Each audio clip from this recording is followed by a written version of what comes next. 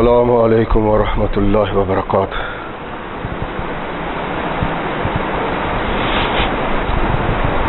الحمد للہ نحمده ونستعینه ونستغفره ونؤمن به ونتوکل علیہ ونعوذ باللہ من شرور انفسنا ومن سیئات اعمالنا، من يهده الله فلا مضل له ومن يضلل فلا هادي له، ونشهد أن لا إله إلا الله وحده لا شريك له، ونشهد أن محمدا عبده ورسوله،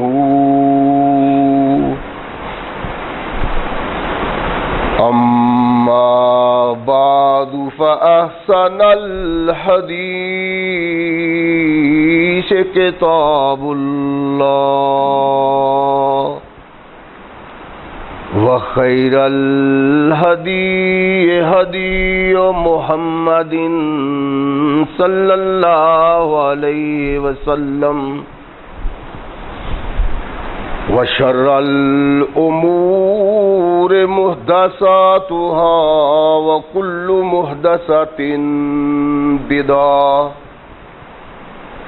وكل بدعة ضلالة وكل ضلالة في النار، أما بعد فأعوذ بالله السميع العليم من الشيطان الرجيم من همزه ونفخه ونفثه، بسم الله الرحمن الرحيم، هو الذي أرسل رسوله بالهدى ودين الحق ليظهره على الدين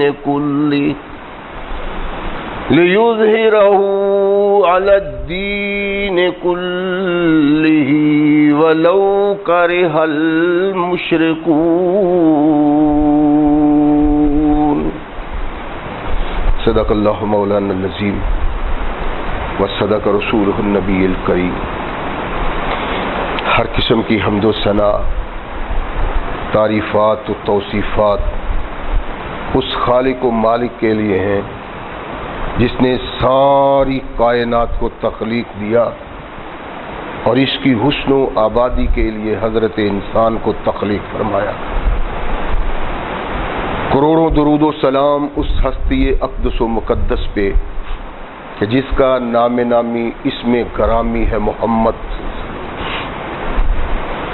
لاکھوں رحمتیں ان نفوس قدسیہ پہ کہ جنہوں نے سرور کائنات علیہ الصلاۃ والسلام سے اس ضابطہ حیات کو وصول کیا اور اس کو ہم تک پہنچانے کے لیے اپنا تن من دھن قربان کر دیا۔ اللہ کی یہ بہت بڑی کرم نوازی ہے کہ اس نے اس ضابطہ حیات کو ہم تک پہنچانے کے لیے ایسے مضبوط ذرائع اور اسباب استعمال فرمائے کہ ان کی موجودگی میں ہم ببانگ دہل کہہ سکتے ہیں کہ یہ ضابطہ حیات جو آج قرآن کی صورت میں ہمارے ہاتھوں میں موجود ہے، یہ وہی ضابطہ حیات ہے جو آج سے کم و بیش 1450 سال پہلے نبی کائنات رسول ثقلین حضرت محمد رسول اللہ صلی اللہ علیہ وآلہ وسلم پہ انسانوں کی رشد و ہدایت کے لیے نازل ہوا۔ اللہ کی اس کرم نوازی پہ ہم جس قدر بھی اس کا شکریہ ادا کریں، کما حقہ اس کا شکریہ ادا نہیں ہوتا، اس لیے کہ یہ ضابطۂ حیات وہ دستور المتقی ہے کہ اگر انسان اس سے تعلق پیدا کر لے تو یہ قرآن اس کی دنیاوی زندگی میں ایک عظیم انقلاب پیدا کر دیتا ہے، اور اگر اس کو اپنے جسم و روح پہ جاری و طاری کر لیا جائے تو یہی وہ واحد ضابطۂ حیات ہے جو انسان کو دنیا کے ساتھ ساتھ عقبہ کی کامیابی کی ضمانت بھی دیتا ہے۔ مگر صدحیف ایسے ضابطۂ حیات کی موجودگی میں ہماری زندگی اور زندگی کے لیل و نہار ایسے پریشان کن ہیں کہ جن پہ اگر انسان غور و فکر کرے تو اسے اپنی تہی دامنی پہ کسی قسم کا کوئی شک نہیں رہ جاتا۔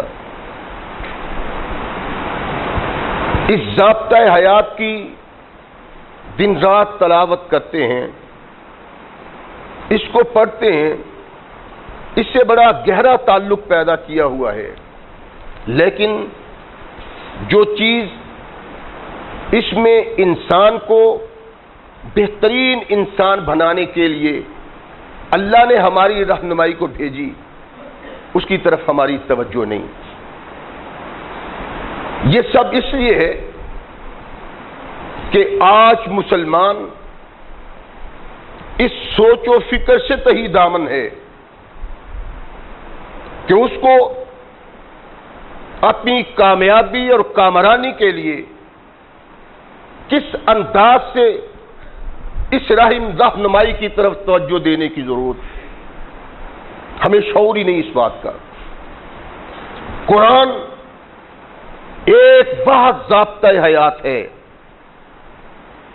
جس نے اپنے ساتھ تعلق پیدا کرنے والے انسان کو گارنٹی دی ہے کہ اگر تمہارا تعلق میرے ساتھ ویسا ہو جائے جیسا اللہ کو مطلوب ہے تو ساری کائنات میں جس عزت و افتخار سے اللہ تمہیں نوازیں گے کوئی دوسرا ایسا نہیں ہوگا۔ مگر بد نصیبی کہ ہم تو اس قرآن کی طرف نگاہ اٹھا کے دیکھتے ہی نہیں، اور اس قرآن کو لانے والا اللہ نے ایسا قائد اور رہنما ہمیں دیا کہ ساری دنیا کی قومیں اور امتیں اس کی متلاشی تھیں، اس کی خواہشمند تھیں۔ خوش نصیب ہم ٹھہرے کہ جن کو اللہ نے اس نعمت سے نواز دیا۔ وہ نعمت کیا تھی؟ وہ قائد کیسا تھا؟ وہ رہنما کیسا تھا؟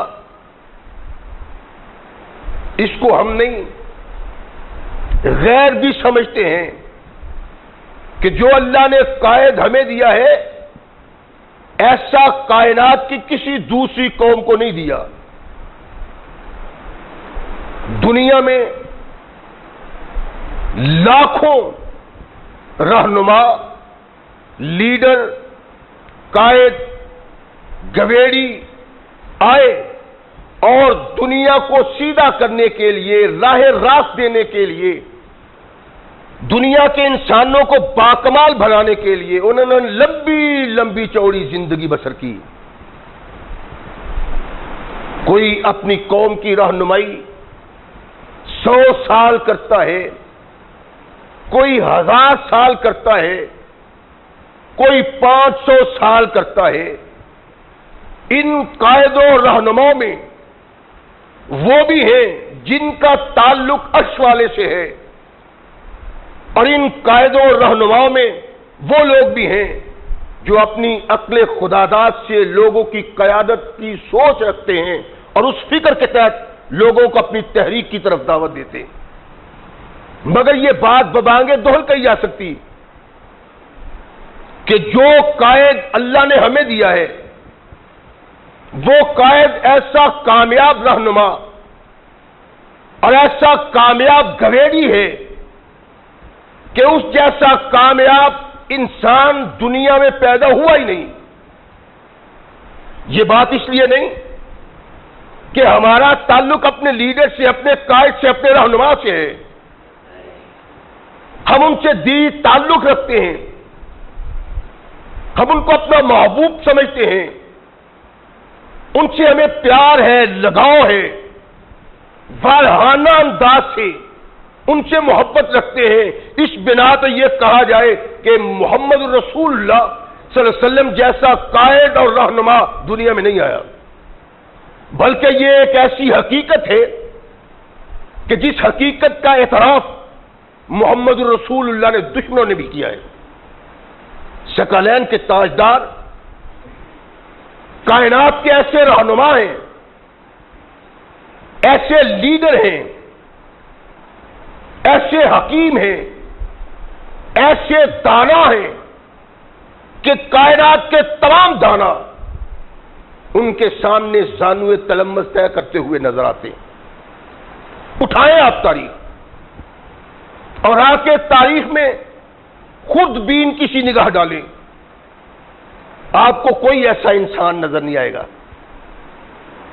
یہی نہیں کہ بغیر عقیدت کی وابستگی کے اس بات کا اظہار کیا جا سکتا ہے اور نبی رحمت، نبی کائنات ایسے رہنما ہیں جن کے رہنمائی میں وہ اصول اور ضوابط جن کے تحت زندگی بسر کرنے کے لیے لوگوں کو دعوت دی گئی ایسے انقلابی تھے کہ ایسے انقلابی رہنمائی کے قانون اور دستور دنیا میں کہیں نظر نہیں آتے. عقیدت کی بنا پہ نہیں بلکہ عیسائیت کی دنیا میں، متعصب دنیا میں یہ طوفان پیدا ہوا جب ایک عیسائی نے کہا کہ تمام دنیا کے قائدین میں محمد کا جواب نہیں صلی اللہ علیہ وسلم. یہ ایک حقیقت ہے جس حقیقت کو کوئی دوسرا نہیں بلکہ منصف مزاج تو اپنی جگہ پہ ہے. ایسے بدنوا لوگ جو ثقلین کے تاجدار محمد رسول اللہ صلی اللہ علیہ وسلم پہ اعتراضات کرتے ہیں، یہ وہ بھی ماننے کے لیے ہر وقت تیار رہتے ہیں کہ انقلاب جو محمد نے پیدا کیا دنیا میں کائنات میں کوئی دوسرا نہیں کر سکا. اس کا سبب کیا تھا؟ محمد رسول اللہ صلی اللہ علیہ وسلم کی وہ رہنمائی جو اللہ نے محمد رسول اللہ کی تھی براہ راست، اور اسی کی بنا پہ ایک انقلاب پیدا کیا جس انقلاب کی نظیر پوری کائنات میں نہیں. آپ نگاہ اٹھا کے محمد رسول اللہ صلی اللہ علیہ وسلم کے کردار کو دیکھیں، آپ کو کائنات میں واقعی ان جیسا کوئی نظر نہیں آتا. آپ دیکھیں انبیاء کی ہسٹری کو بھی دیکھیں، اولیاء کی زندگی کو بھی دیکھیں، اتقیاء کی زندگی کو بھی دیکھیں. بڑے بڑے لیڈر، بڑے بڑے قائد آپ کو نظر آئیں گے، لیکن انہوں نے وہ کامیابی حاصل نہیں کی جو محمد رسول اللہ نے حاصل کی. ایسی حقیقت ہے کہ جس حقیقت سے کائنات میں کوئی انکار نہیں کر سکتا. نبی رحمت محمد رسول اللہ صلی اللہ علیہ وسلم اس دنیا میں اللہ کے آخری پیغمبر تھے، اور کونین کے آقا محمد رسول اللہ صلی اللہ علیہ وسلم نے وہ ڈیوٹی جو اللہ نے لگائی تھی اس کا وہ حق ادا کیا ہے کہ محمد رسول اللہ کی تاریخ سے نظر آتا ہے کہ کوئی آدمی محمد رسول اللہ کی زندگی کے کسی رخ پہ اعتراض کر ہی نہیں سکتا. میں نے عرض کیا تھا کہ اللہ کے نبی نے زندگی کیسے بسر کی، ابتدا سے لے کر انتہا تک نبی رحمت محمد رسول اللہ صلی اللہ علیہ وسلم کو مخالفت اور دشمنی کا سامنا رہا، لیکن آقا کائنات کی زندگی ایسی طاہر و مطہر اور پاک وقت تھی کہ اس زندگی کے کسی دور میں بد سے بد، برا سا برا اللہ کے نبی کا دشمن بھی اعتراض نہیں کر سکا محمد رسول اللہ۔ آئے ہم دیکھتے ہیں نبی رحمت محمد رسول اللہ کا کردار۔ میں نے عرض کیا تھا کہ اللہ کے نبی علیہ الصلوۃ والسلام بطور مسلح اصلاح کے کام کو اس انداز سے کیا ہے کہ اس کے کسی رخ میں کوئی کمی نظر نہیں آتی۔ لاکھوں مسائل تھے وہاں، ہزاروں برے خسائل تھے ان لوگوں میں۔ کونین کے آقا محمد رسول اللہ صلی اللہ علیہ وسلم ان لوگوں کی رہنمائی کرتے ہیں اور ایسی قوم میں وہ انقلاب پیدا کیا کہ جس انقلاب کو کائنات کی تاریخ اپنے اوراق اور اپنے دامن میں سمائے بیٹھے یہ نہیں کہہ سکتی کہ ایک یہ بھی شخص ہے جس نے وہ کردار ادا کیا ہے اصلاح معاشرہ میں جو محمد رسول اللہ نے کیا۔ نبی رحمت علیہ الصلوۃ والسلام اس قوم کی طرف آئے جو قوم اقوام عالم میں تمام قوموں سے بدترین قوم تھی۔ اس کی زندگی کا کوئی رخ بھی ایسا نہ تھا جو انسانی تقاضوں کے مطابق ہو۔ وہ انسان کی صورت میں وحشی تھے، درندے تھے، ظالم تھے، انسان دشمن تھے، کائنات میں سب سے بری قوم اور کائنات میں سب سے اعلیٰ اور بالا انسان اللہ نے ان کے لیے منتخب کیا تھا۔ محمد رسول اللہ صلی اللہ علیہ وسلم کی آمد کے موقع پہ جہالت کے جس مقام پہ عرب تھے، دنیا کی کوئی دوسری قوم جہالت کے اس مقام پہ نہیں تھی۔ نبی رحمت محمد رسول اللہ صلی اللہ علیہ وسلم جب تشریف لائے، ان میں زندگی بسر کرتے ہوئے جو آگے بڑھتے ہیں، آقا کائنات علیہ الصلوۃ والسلام کو ان کے خصائل، ان کے اعمال، ان کا کردار پریشان کرتا تھا۔ عرب کے وہ لوگ جبین انسانیت پہ ایک بدنما داغ تھے، ان کو کوئی آدمی انسان کہنے کے لیے تیار نہ تھا، لیکن محمد کریم علیہ الصلوۃ والسلام نے ان کے اصلاح کی ذمہ داری کو قبول کیا اور ایسا مصلح بن کے دکھایا کہ کائنات میں کوئی تاریخ انسانی میں ایسا مصلح دوسرا نظر نہیں آتا۔ تاریخ کہتی ہے کہ محمد کریم نے انقلاب اس انداز سے پیدا کیا کہ لوگ اعتراض کرتے ہیں ان کی زندگی پہ، ان کے لیل و نہار پہ، لیکن اس بات کے معترف ہیں کہ محمد صلی اللہ علیہ وسلم نے جس انداز سے انسانیت کی رہنمائی کی ہے، کائنات میں کوئی دوسرا ویسے نہیں کر سکا۔ یہی سبب تھا کہ ایک عیسائی نے ببانگ دول کہا کہ دنیا میں بہت سارے انقلابی ہیں لیکن محمد جیسا کائنات میں کوئی دوسرا نہیں۔ ہم دیکھتے ہیں کہ نبی رحمت علیہ الصلوۃ والسلام نے اس قوم کی رہنمائی کی اور ان خصائل میں جو ان کے دل و دماغ میں یوں سما چکے تھے کہ وہاں سے نکلنے کا تصور نہیں تھا۔ ایک جھوٹی غیرت کو انہوں نے اپنایا ہوا تھا۔ وہ غیرت کیا تھی؟ قتل انسانیت۔ نبی رحمت محمد رسول اللہ صلی اللہ علیہ وسلم تشریف لائے تو وہاں کے لوگ اپنے آپ کو ایک غیرت مند انسان تصور کرتے تھے اور وہ یہ سمجھا کرتے تھے کہ انسان اپنے عزت و وقار کو تب قائم رکھ سکتا ہے کہ کسی کے سامنے اس کی آنکھیں نہ جھکیں۔ فرعونیت کا یہ تصور، بوجہلیت کا یہ تصور اس قوم کو کائنات کی بدترین قوم بناتا ہے۔ نتیجہ کیا نکلتا ہے کہ وہ لوگ یہ سمجھتے ہیں کہ ہم اپنی عزت و وقار کو تب قائم رکھ سکتے ہیں جب ہماری آنکھیں کسی کے سامنے نہ جھکیں. یہ کیسے ہے؟ انسان کی آنکھیں دوسرے انسان کے سامنے جھکیں، انسان دوسرے انسان کے سامنے مؤدب ہو، انسان دوسرے انسان کو احترام کے لحاظ سے اس مقام پہ سمجھے کہ اس کے آنے پہ کھڑا ہو کے آگے بڑھ کے اس کا استقبال کرے. یہ عزت و وقار کے خلاف ہے. اس کو قائم رکھنا ہے. اس کو قائم عرب کے اس دور میں، عرب کے اس زمانے میں ایک تصور نے کیا، جو تصور تھا کہ جب انسان کے گھر میں بچی پیدا ہوتی ہے تو انسان کی عزت اور وقار کم ہو جاتا ہے. یہ ایک حقیقت ہے.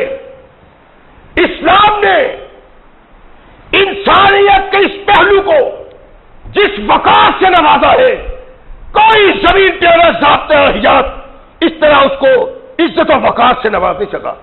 صنف نازک کو تمام ادیان میں ایک حقیر چیز سمجھا جاتا تھا، قابل نفع چیز سمجھا جاتا تھا. نبی رحمت محمد رسول اللہ صلی اللہ علیہ وسلم کے دور میں جب انسانیت کے اس رخ کے ساتھ ظلم و تشدد کی انتہا نظر آئی، کونین کے آقا محمد رسول اللہ صلی اللہ علیہ وسلم نے اس کی اصلاح کا بیڑا اٹھایا. نبی رحمت محمد رسول اللہ صلی اللہ علیہ وسلم نے ان لوگوں کو واعظ و تبلیغ کیا جو اپنے ہاں بچی پیدا ہونے کے ساتھ ہی اس کا گلا دبا دیتے تھے یا اس کو زندہ درگور کرتے تھے. اور اس کا سبب کیا ہے؟ کیوں اس معصوم کو زندہ درگور کر دیتے ہو؟ یہ عزت کا مسئلہ ہے. اگر ہم کسی کو اپنی بچی دیں گے اس کے سامنے ہماری آنکھیں جھک جائیں گی، اس کا ادب کرنا پڑے گا، احترام کرنا پڑے گا. اور کسی کے سامنے آنکھیں نیچی کرنے سے بہتر ہے کہ اس سبب کو ہی ختم کر دیا جائے جس سبب یہ پریشانی اٹھانی پڑتی ہے. اور نبی رحمت محمد رسول اللہ صلی اللہ علیہ وسلم کے دور میں بڑے بڑے قبائل سے تعلق رکھنے والے بڑے بڑے لوگ اپنے گھر میں پیدا ہونے والی بچی کو زندہ درگور کر دیا گیا. کونین کے آقا ثقلین کے تاجدار محمد رسول اللہ صلی اللہ علیہ وسلم نے اس پہلو کی طرف نظر خاص کی اور ارشاد فرمایا، بد نصیبو، یہ تمہارے گھر میں پیدا ہونے والی تمہاری دنیا کو تباہ نہیں کرتی، تمہاری عزت کی پامالی کا سبب نہیں بنتی، بلکہ یہ تمہیں اللہ کے نزدیک افضل و اعلیٰ بنا دیتی. کونین کی آقا محمد رسول اللہ وَإِذَا الْمَوْءُودَةُ سُئِلَتْ بِأَيِّ ذَنبٍ قُتِلَتْ.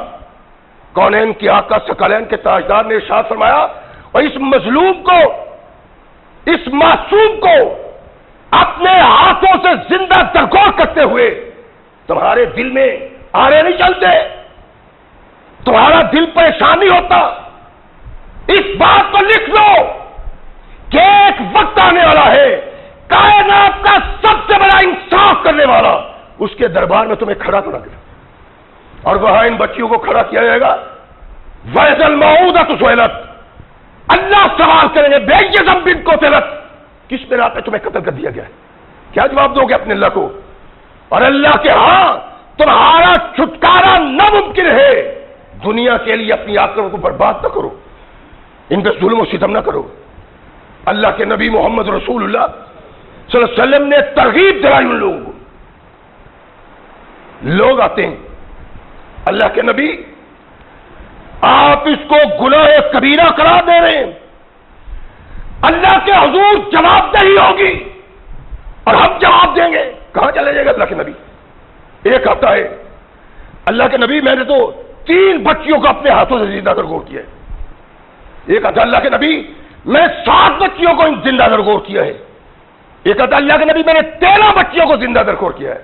آخر قیامت کے دن اللہ کے حضور ہمارا کیا بنے گا؟ اگر آپ کے فرمان کے مطابق قیامت کو ہمیں اس بات کا جواب دینا ہے اور بطور قاتل اللہ کے دربار میں پیش ہونا ہے، ہمارا کیا بنے گا؟ نبی رحمت محمد رسول اللہ صلی اللہ علیہ وسلم نے ارشاد فرمایا ایک غلام کو آزاد کرو ایک بچی کو زندہ دفن کرنے کی بنا پہ. اللہ کے نبی میں اس قابل نہیں ہوں، اب کیا کروں؟ نبی رحمت محمد رسول اللہ صلی اللہ علیہ وسلم نے ارشاد فرمایا اپنے اللہ کے حضور گر کھڑا کے دعا کرو کہ اللہ میرے اس گناہ کو معاف کر دے. سوچ کیا ہے لوگوں کی کہ اس کا زندہ رہنا عزت کی پامالی کا سبب ہے، بچی کا زندہ رہنا وقار کی پامالی کا سبب ہے. کوئی ایسا بھی شخص ہوگا جس کے سامنے ہمیں آنکھیں جھکانا پڑیں گی کہ یہ ہمارا داماد ہے. اس سبب کو ختم کر دو. ایک طرف یہ سوچ ہے، ایک طرف نبی رحمت محمد رسول اللہ نے یہ سوچ. بچ جاؤ، قیامت کو اس بات کا جواب دینا پڑے گا.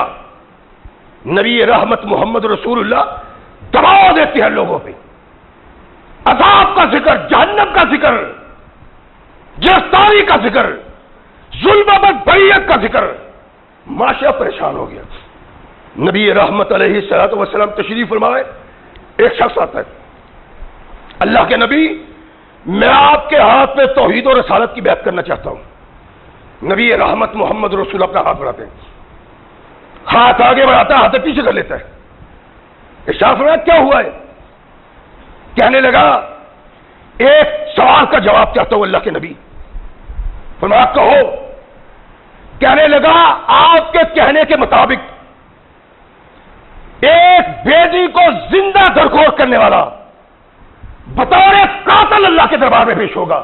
اور یہ تو ایک حقیقت ہے کہ قاتل اللہ کے غیظ و غضب سے نہیں بچ سکتا، اور قاتل کے لیے جنت نہیں اللہ نے جہنم بنا رکھی ہے.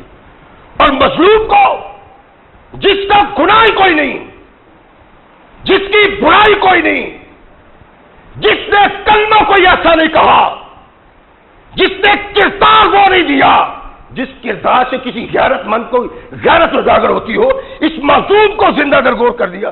اللہ کے نبی میں نے بھی اپنی بیٹی کو زندہ درگور کیا تھا، لیکن انداز کچھ اور ہے میرے آقا. ارشاد فرمایا کہو. کہنے لگا اللہ کے نبی میری بیوی اس حالت میں تھی کہ وہ بچے کو جنم دے. آقا میں سفر پہ چلا گیا، واپس آیا تو میرے گھر میں ایک گڑیا سی بچی کھیل رہی تھی.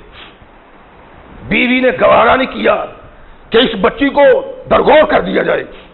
اللہ کے نبی میں بھی اس سے کھیلتا، انتہائی خوبصورت پھول، اس کی باتیں دل کو مو لیتی. اللہ کے رسول میں بڑا لاڈ کرتا، بڑا پیار کرتا اس سے. لوگ مجھ کو تان دیتے تھے، لوگ مجھ کو برا بناتے تھے. یہ دیکھو جی بچی والا، اس کی بچی ہے. اللہ کے نبی میں سن سن کے پریشان ہو گیا. آقا ایک دن میرے دل میں آیا کہ میں اس بچی کو کیوں نہ زندہ درگور کر دوں. میرے آقا میں نے اس چھوٹی سی ننھی سی بچی کو ساتھ لیا اور باہر آیا. قبرستان میں نے مٹی کھودنا شروع کر دی، اور سوچ یہ تھی، تصور یہ تھا کہ لوگ جو مجھ کو سمجھتے ہیں کہ میں غیرت مند نہیں ہوں، اپنی غیرت دکھانی چاہیے. اللہ کے نبی میں اس کے لیے گڑھا کھود رہا تھا، میں بھی مٹی نکالتا تھا، وہ ننھی معصوم بھی مٹی نکال رہی تھی. اللہ کے نبی اس کو علم نہیں تھا کہ جو وہ مٹی نکال رہی ہے اس مٹی میں اس کو زندہ دبا دیا جائے گا. آقا وہ بھی میرے ساتھ مٹی نکالتی، میں بھی نکالتا. جب اتنا بڑا گڑھا ہوا اللہ کے نبی میں نے اس بچی کو اس میں ڈال دیا اور مٹی ڈالنا شروع کر دی. اللہ کے نبی جس انداز سے اس بچی نے میری منتیں اور سماجتے کی ہے، دبا تو دیا ہے لیکن آج تک میرے کانوں میں اس کی آواز آ رہی. کیا اللہ کے نبی قیامت کے دن مجھے اس بچی کو قتل کرنے میں گرفت ہوگی؟ ارشاد فرمایا الاسلام یہدم ما قبلہ، اسلام کے بعد تمہارے تمام گناہوں کو معاف کر دیا جائے گا. لیکن سن لو، جو شخص اپنی بچی پہ ظلم ستم کرے گا اللہ کے نزدیک وہ مغضوب اور مغضوب بن جائے گا اور اللہ کی گریز سے کبھی نہیں بچ سکتا. ان بچیوں پہ رحم کرو، یہ تمہارے لیے سبب جنت ہے، جن کو تم اپنے لیے سبب غیرت سمجھتے ہو کہ یہ غیرت کا جنازہ نکلتا ہے اور اللہ کے نزدیک تمہارے لیے جنت کا سبب بن جاتی ہے۔ اور کونین کے آقا ثقلین کے تاجدار نے اصلاح کس طرح کی کہ وہ غیرت جو اپنی ایک بچی کو دیکھ کے جب تک زندہ درگور نہیں کر دیتا تب تک وہ سانس نہیں لیتا، نبی رحمت محمد رسول اللہ صلی اللہ علیہ وسلم نے کردار پیدا کیا کہ وہ شخص اب دعا کرتے اللہ مجھ کو ایک بیٹی سے نواز دے، جس کی ایک بیٹی ہے وہ دوسری مانگتا ہے، جس کی دو بیٹیاں وہ تیسری مانگتا ہے۔ یہ کیا ہوا ہے؟ جو لوگ اپنے ہاتھوں سے ان کو درگور کرتے تھے اب جوڑیاں پھر آ کے اللہ سے بیٹی مانگتے ہیں، سبب کیا ہوا؟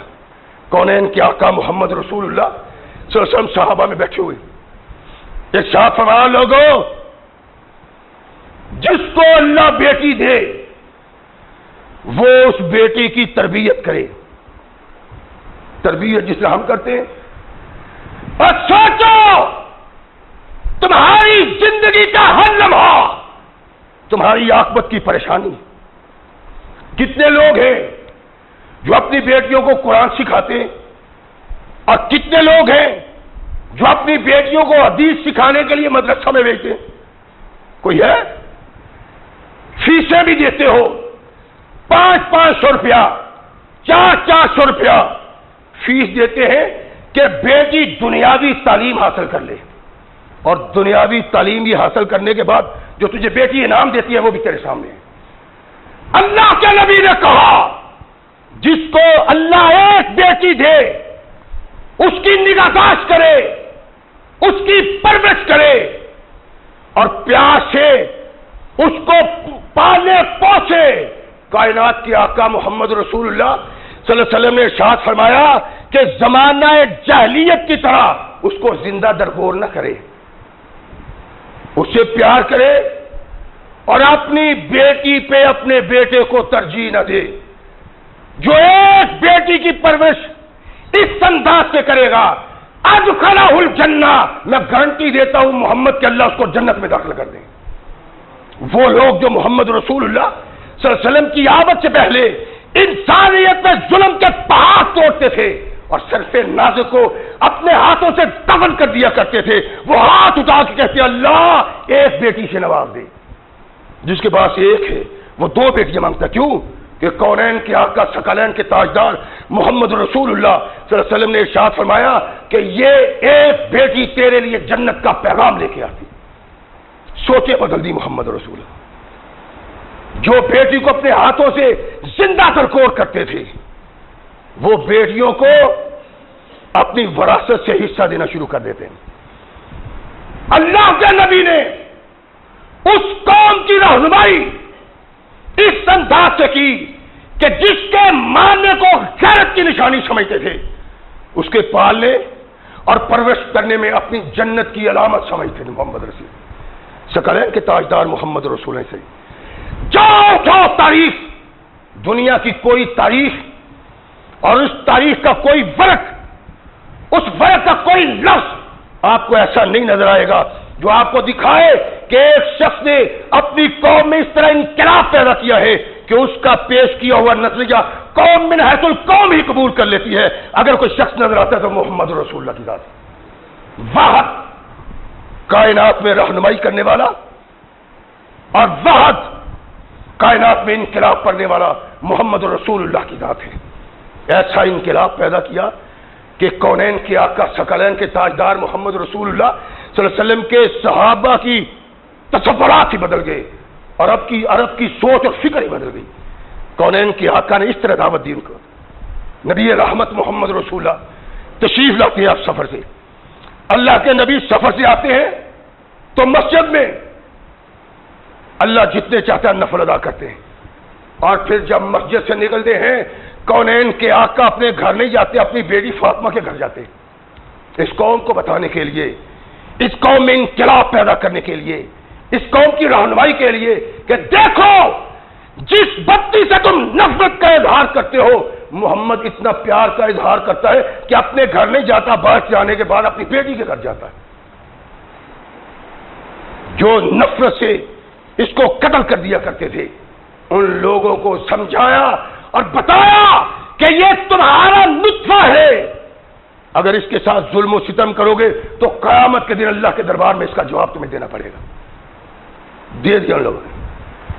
یہ ایسا فعل تھا، یہ ایسا مسئلہ تھا جس مسئلہ نے عرب کو پریشان کر رکھا تھا، اور کونین کے آقا محمد رسول اللہ ایسے مسلح کائنات میں واحد ہیں کہ من حیث القوم ساری قوم نے محمد رسول اللہ کے اس پیغام کو قبول کر لیا۔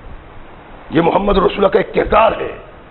ثقلین کے تاجدار علیہ الصلوۃ والسلام نے اس بچی کو ظلم و ستم سے بچایا، لوگوں کے دلوں کا محبوب ہیرو بنایا، اور پھر اس کو باپ کی وراثت کا حصے دار بنایا۔ کون کہتا تھا اس کو؟ یہ محمد رسول اللہ کا کمال ہے۔ اور بد نصیبی نہیں کہ جس کا کوئی نہیں تھا، جس کو کوئی نہیں پوچھتا تھا، جس پہ سب ظلم توڑتے تھے، اس کو محمد رسول اللہ صلی اللہ علیہ وسلم نے نہ صرف ظلم سے بچایا بلکہ باپ کی وراثت کا حقدار بنایا۔ آج ہمارا کیا حال ہے؟ کبھی سوچو، اور ہمارا کردار کائنات کے آقا کے کردار کا باغی ہے۔ ہم نے اپنی بیٹیوں کو محروم کرتے وراثت سے؟ اللہ کی قسم بڑے بڑے لوگ دیکھے ہیں، جبہ دستار والے، ممبر پہ کھڑا ہونے والے، وہ اپنی بچیوں کو حق کے وراثت سے محروم کرتے۔ ایک شخص کو میں نے کہا کہ یار تو نے اپنی بچیوں کو حق نہیں دیا، بچوں کے لیے رکھ چھوڑا ہے۔ کہتا ہے جی اس کو جہیز جو دے دیا ہے، یعنی ہندوؤں والا کام کر کے قرآن کے حکم کی، قرآن کے فریضے کی نافرمانی۔ بچی تیری جائیداد میں وارث ہے، یہ کبھی وارث نہ تھی، اگر اس کو وارث بنایا تو محمد رسول اللہ نے، اب اس کو وراثت نہ دینا بغاوت ہے محمد رسول اللہ کی۔ کائنات کا وہ گویری، کائنات کا وہ رہنما جس نے نئی زندگی دی قوم کو، اور قوم نے من حیث القوم اس کو قبول کیا، وہ محمد رسول اللہ کی تعلیم۔ ثقلین کے تاجدار علیہ الصلوۃ والسلام نے دیکھا قوم کو جکڑے ہوئے جابروں کے ہاتھوں میں، ظالموں کے ہاتھوں میں، دولت مندوں کے ہاتھوں میں، طاقتوروں کے ہاتھوں میں۔ کونین کے آقا محمد رسول اللہ کی نیند بھول گئی اللہ کے نبی۔ میں نے عرض کیا نا، آپ تاریخ کے اوراق میں خود بھی نہیں نگاہوں سے دیکھیں، ایسا مسلح آدم سے لے کر آج تک نہیں نظر آئے گا، اور آج سے لے کر انشاءاللہ قیامت تک نظر جائے گا، جو اسلام محمد رسول اللہ نے کی۔ اور اصلاح کرنے میں جس کامیابی کا سرٹیفکیٹ محمد رسول اللہ نے اپنے دشمنوں سے لیا ہے وہ کوئی دوسرا نہیں، جکڑی ہوئی قوم سود کی لعنت میں، اور یہ ان کے دلوں میں رچی بسی بات ہے۔ مظلوم غریب طبقہ اس طرح بڑے لوگوں دولت مندوں کے ہاتھوں میں پھڑکتا ہے جیسے بلی کی منہ میں چڑیا پھڑکتی ہے۔ انتہا ظلم کی۔ ثقلین کے تاجدار علیہ الصلوۃ والسلام نے ارشاد فرمایا کہ یہ تمہاری بغاوت ہے، ظلم ہے ان پہ، اس ظلم سے رک جاؤ۔ لیکن کون ماننے والا تھا؟ پورا عرب اس وقت سود کی زندگی بسر کرتا تھا، کوئی شخص بڑے سے بڑا ایسا نہیں تھا جس کے دل میں یہ خوف ہو کہ اللہ کے بندوں کو اللہ کے لیے کچھ دیں تاکہ عاقبت میں کچھ حاصل ہو جائے۔ یہ کوئی نہیں۔ جکڑ لو ان کو، پکڑو ان کو، عبرت بنا دو۔ کائنات کے آقا محمد رسول اللہ طرف اٹھے، ارشاد فرمایا یہ صحیح نہیں۔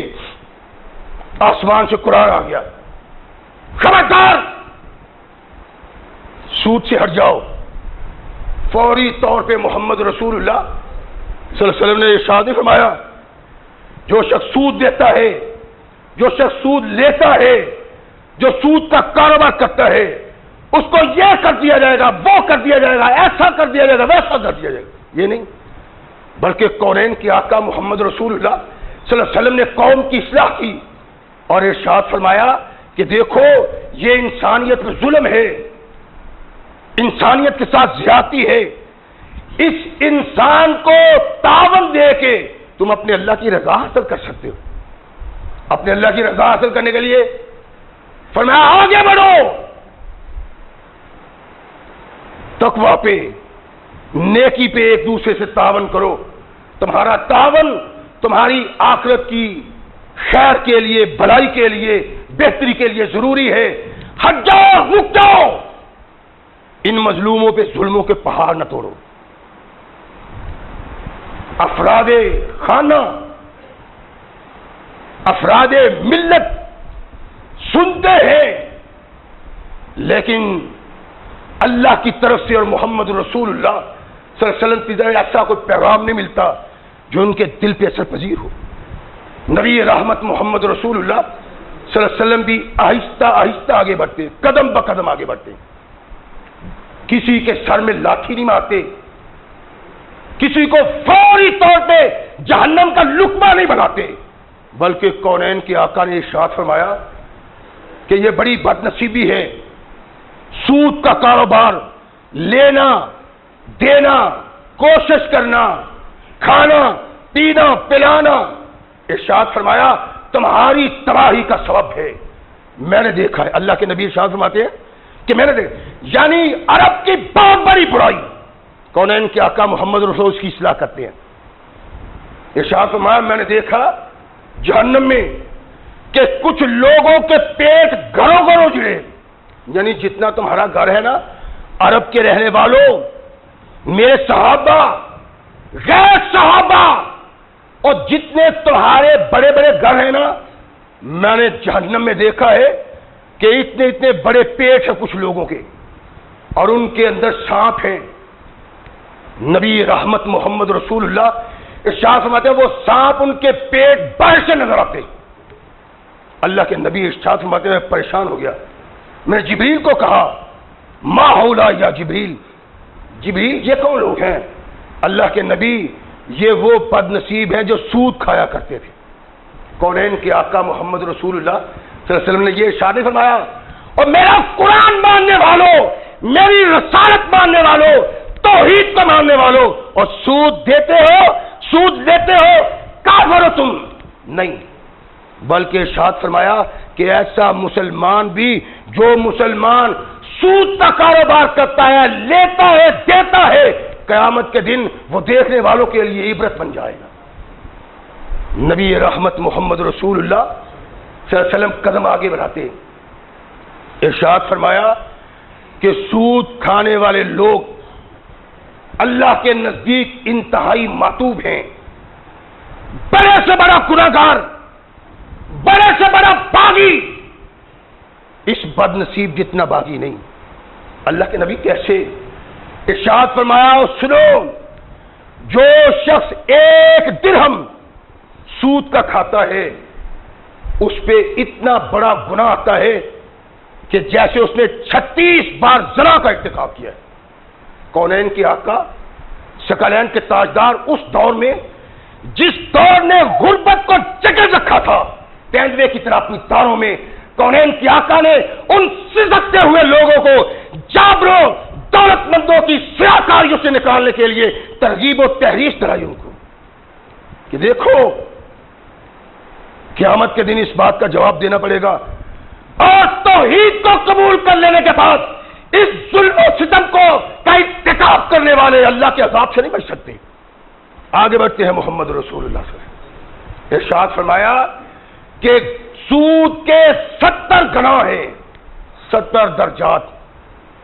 اللہ کے نبی ارشاد فرماتے ہیں اور فرمایا کم سے کم گناہ ین کے ہر رجل امہ، کم سے کم گناہ ایسا ہے سود لینے والا اللہ کے نزدیک اتنا گناہگار ہے جس سے کوئی اپنی ماں سے نکاح کر لیتا ہے.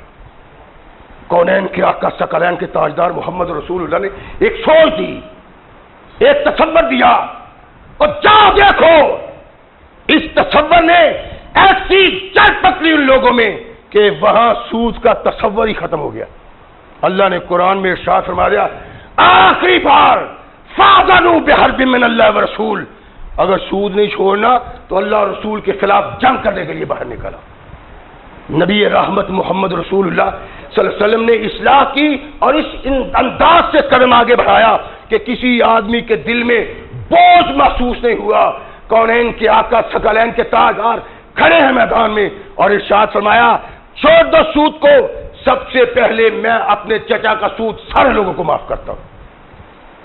یہ ایک سوچ اور فکر تھی جو محمد رسول اللہ کے کردار میں تھی. اور یہ میں نے کیا تھا ابتدا میں کہ ان گناہوں کی بات کرتا ہوں, ان برائیوں کی بات کرتا ہوں جو کونین کی آقا کے دور میں بہت زیادہ تھی, اور محمد رسول اللہ صلی اللہ علیہ وسلم نے ان کی اصلاح کے لیے لیل و نہار ایک کر دیا تھا. یہ سود وہاں تھا کہ آج ہم نہیں کھا رہے, پرواہ کوئی نہیں, کوئی پوچھتا ہی نہیں, کسی نے کبھی سوچا ہی نہیں. اور اللہ کے نبی محمد رسول اللہ صلی اللہ علیہ وسلم کو قرآن کا آخری فرمان جو مسلمان کو سنا دیا کہ جو سود نہیں چھوڑتا وہ اللہ رسول کے خلاف جنگ کرنے کے لیے میدان میں نکلا.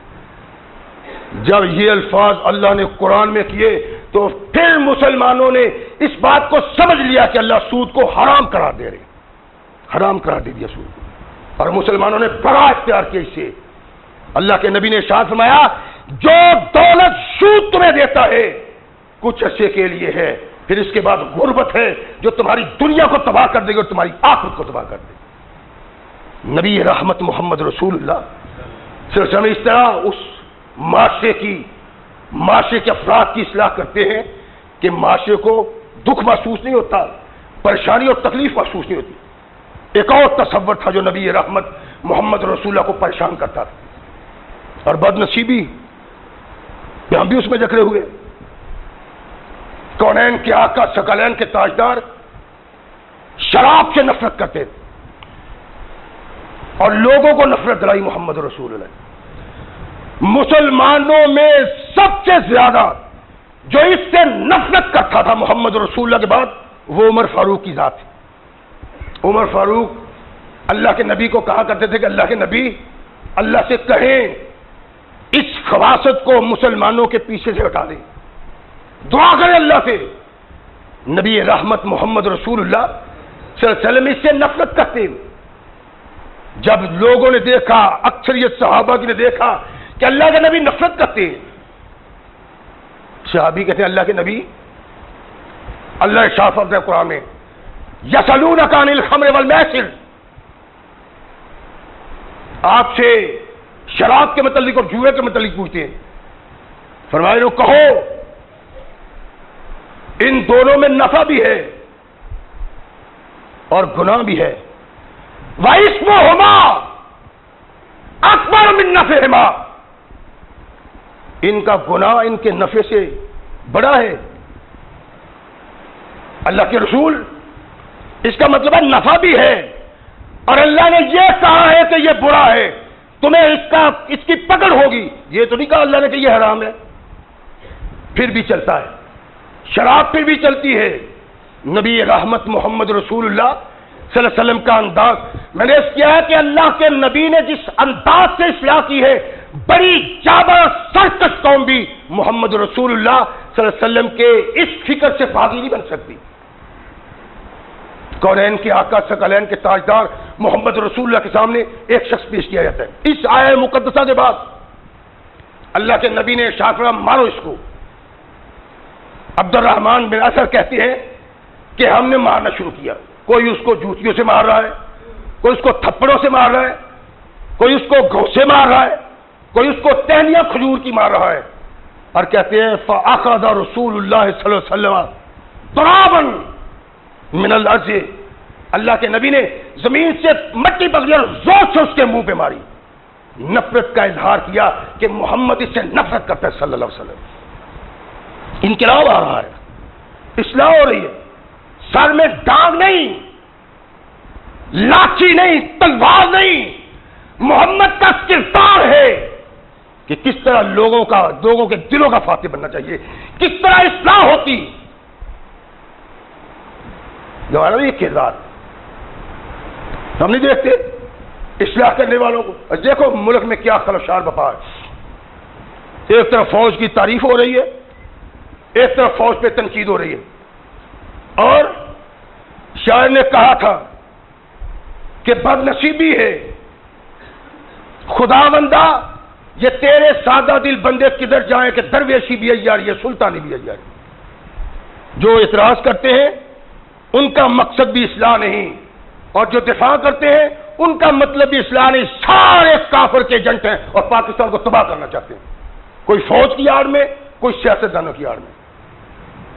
اور اللہ کے نبی نے اصلاح کی تحریک چلائی اور یوں اصلاح کی کہ آپ نے تو اپنے بیگانے بھی محمد رسول اللہ کو مانتے، یہ حق ادا کر دیا نبی رحمت محمد. اللہ کے نبی علیہ الصلوۃ والسلام نے ان کے خلاف نفرت کا اظہار کیا، لیکن محمد رسول اللہ صلی اللہ علیہ وسلم نے ان کو اسلام کا باغی قرار دے کے بھگا نہیں دیا، ان کو کافر قرار نہیں دے دیا، ان کو فوری جہنمی قرار نہیں دے دیا، بلکہ کونین کے آقا محمد رسول اللہ نے نفرت کا اظہار کیا. صحابہ سمجھتے ہیں کہ اللہ کے نبی شرابی سے نفرت کرتے. ایک دن لوگوں نے دیکھا، مسند احمد کی روایت ہے، ایک شخص شراب پی کے بازار میں مست ہو کے چل رہا ہے. صحابہ نے دبوچ لیا اس کو اور کہا ان کو محمد رسول اللہ کے پاس لے جاتے ہیں. اللہ کے نبی کے پاس عبداللہ بن عباس کہتے ہیں کہ اللہ کے نبی کے پاس جب وہ دار عباس کے پاس پہنچے تو وہ بھاگ جاتے ان کے ہاتھ سے اور سر پٹ بھاگتے ہوئے عباس کے گھر میں داخل ہو جاتے. لوگ بھی آتے ہیں، وہ عباس سے چمٹ جاتے ہیں کہ مجھ کو بچا ان سے. عباس کہتے ہیں یاد پیچھے جو چھوڑ دو، اب تو وہ میرے پاس آ گیا ہے. اللہ کے نبی کے پاس صحابی آئے کہ اللہ کے نبی دیکھے شرابیوں کو عباس نے پناہ دے دی. کونین کے آقا ان کی بات سنتے ہیں. کیا ہوا؟ کہنے لگا جی وہ بھاگ گیا ہم سے، آپ کے پاس لا رہے تھے، عباس کو چمٹ گیا، چھوڑتا ہی نہیں ہے اور عباس بھی چھڑاتے نہیں ہے. اللہ کے نبی نے یہ سنا، فظاہر کا حدیث کے الفاظ ہیں کہ اللہ کے نبی ہنسے اور فرمایا افعالا، اور واقعی اس نے ایسے کیا ہے کہ وہ بات تو چمٹ گیا اس کو، اور مسکرا رہے ہیں محمد رسول اللہ. ہاں جی اللہ کے نبی. عبداللہ کہتے ہیں پھر اس کے بعد اللہ کے نبی نے کچھ نہیں کہا. یعنی ایک سوچ تھی، ایک تصور تھا جس کو اس انداز سے مسلمانوں کے سامنے رکھا کہ مسلمان بدعت کے بھاگ نہ جائیں. اس لیے شراب تو ان کی گھٹی میں بچی ہوئی تھی. عرب اس اپنے بچوں کو جوان ہی نہیں سمجھتے تھے جو شراب نہیں پیتا تھا، اور اب عرب تو گھٹی شراب کی دیا کرتے تھے. کیسے محمد رسول اللہ فوری طور پہ ان کے سر قلم کر دیتے. نبی رحمت محمد رسول اللہ صلی اللہ علیہ وسلم مسکرائے. فاروق اعظم آئے، عرض کی اللہ کے نبی اللہ سے درخواست کریں کہ اللہ اس خباثت کو مسلمانوں کے پیچھے سے ہٹا دے. اللہ کے نبی خاموش ہیں. آسمان سے قرآن آیا، یا ایھا الذین آمنوا لا تقربوا الصلاۃ وانتم سکارى حتی تعلموا ما تقولون. فرمایا اللہ کہتے ہیں لوگوں شراب پی کے نماز کے قریب نہ ہو. اللہ کے نبی ٹھیک ہے شراب پی کے ہم نماز نہیں پڑھیں گے، یہی اللہ نے کہا نا. اللہ کے نبی محمد رسول اللہ صلی اللہ علیہ وسلم نے مناظرہ مجادلہ نہیں کیا، ان پہ تلوار نہیں اٹھائی، خاموش رہے کائنات کے آقا محمد رسول اللہ. اور ارشاد کیا فرمایا؟ فرمایا جو آدمی شراب پیتا ہے 40 دن تک اللہ اس کی عبادت قبول نہیں کرتے. وَإِن تَابَ تَابَ اللَّهُ عَلَيْهِ. ہاں اگر وہ توبہ کر لیتا ہے تو اللہ اس کی توبہ قبول کر لیتے. اور ارشاد فرمایا پھر وہ پیتا ہے